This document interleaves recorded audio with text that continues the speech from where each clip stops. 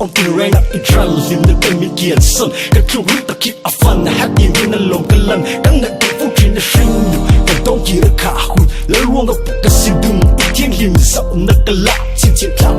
riêng được các ta chung được biến, mang ngày đã áp chung cả miếng, cả mang ngày áp chung cả tiếng, cả thi sân lộ hi áp thiêng, in ngân cả ăn lòng kiêng, ăn liềm ta, rồi ông nơi lệ lúc này đất để ăn kiêng ta, luôn lui sòng nu mong rơi mà bác cam hung bạc tàu lâu xa, hay vàng yên nơi lòng các ngân arrow lúc bè pha, ruler Bang tong mangi kati sumlo fa Pati chi ko vel afang Atil mo afangin aril ru adam Siyang napong atil lamang Kipaw hin katsang Mi pagditak kami afangin mo Puro na po atil ngayon Có thiên mừng hi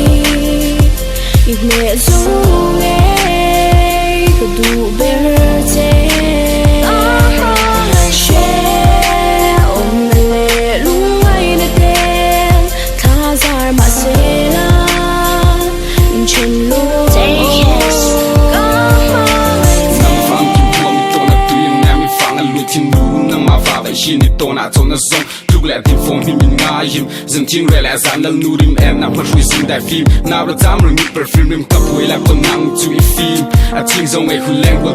để không bỏ lỡ những video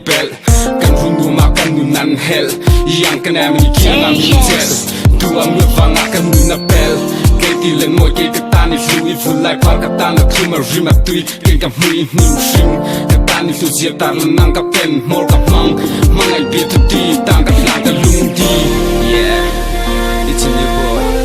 Dennis and Kimy. Yeah.